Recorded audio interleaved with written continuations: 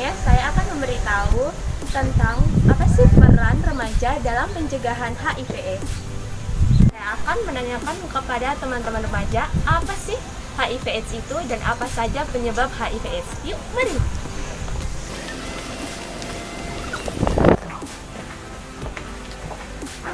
Hai Kak, maaf mengganggu waktunya. Iya, nggak apa-apa. Saya boleh bertanya dengan Kakak? Boleh, silakan. Menurut Kakak, penyakit HIV/AIDS itu apa sih? Menurut saya penyakit HIV/AIDS itu semacam penyakit berbahaya. Kalau menurut Kakak, penyebab dari penyakit HIV/AIDS itu apa ya Kak? Menurut saya penyakit HIV/AIDS itu disebabkan oleh berpelukan, air liur, darah, dan bersetubuh berganti-ganti pasangan. Baik Kak, mohon maaf kalau saya mengganggu waktunya dan terima kasih. Iya, sama-sama.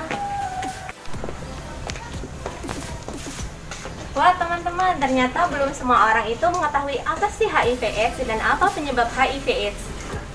Tahukah kamu, remaja adalah salah satu populasi terkena HIV/AIDS. Remaja mulai dari umur 12 tahun sampai dengan 24 tahun itu yang rawan terkena HIV/AIDS. Kenapa remaja masuk dalam populasi terkena HIV/AIDS? Itu semua karena salah satu sifat dan perilaku bawaan remaja yang ingin tahu semua hal yang menarik bagi mereka. Menurut data Kementerian Kesehatan Republik Indonesia, kasus HIV/AIDS itu banyak ditemukan di kalangan remaja yang berumur 20 sampai 40 tahun. Hasil survei yang dilakukan BKKBN Republik Indonesia, sebanyak 63% remaja Indonesia sekolah SMP maupun SMA sudah melakukan hubungan seksual di luar nikah. Tunggu, apa sih hubungannya seksual dengan HIV? HIV/AIDS mungkin bukan nama yang asing lagi buat kita semua.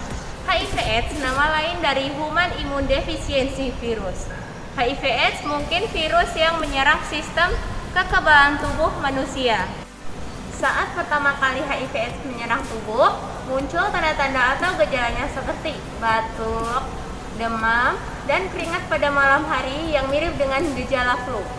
Fase ini adalah fase pertama HIV menjadi AIDS berlangsung selama 2 sampai dengan 6 bulan. Fase selanjutnya atau fase yang kedua yaitu virus yang berkembang di dalam tubuh penderita tanpa memberikan gejala selama 5 sampai 15 tahun. Fase ini disebut dengan fase asemptomatik atau fase tanpa gejala. Fase yang ketiga yaitu ketika imun dilemahkan, muncul beberapa infeksi asemptomatik yang susah untuk disembuhkan seperti pertama pembengkakan kelenjar limfa, yang kedua sariawan, yang ketiga demam, yang keempat batuk berbulan-bulan. Di fase yang keempat ini adalah fase yang terakhir, di mana imun tubuh lemah dan terinfeksi opportunistik. Opportunistik semakin menumpuk karena tidak ada perlawanan dari tubuh kita terhadap bakteri yang menyerang. Fase yang terakhir inilah yang dinamakan dengan fase AIDS. AIDS adalah Acquired Immune Deficiency Syndrome. Wah, Anda pasti tidak mau kan tubuh Anda terserang HIV? Anda tidak ingin terinfeksi virus HIV/AIDS, maka Anda harus pintar-pintar menjaga tubuh Anda dari virus ini dengan cara menghindari penyebaran virus tersebut.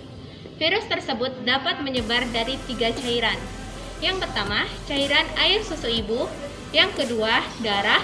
Yang ketiga, cairan seksual. Perilaku beresiko Seperti seks bebas tanpa pengaman, penggunaan pisau cukur bekas, jarum bekas, jarum tato, dan jarum tindik, dan jarum bekas-bekas lainnya secara bergantian itu sangat berpotensi dalam penyebaran virus HIV.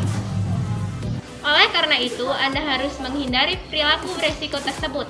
5 langkah cara menghindari HIV.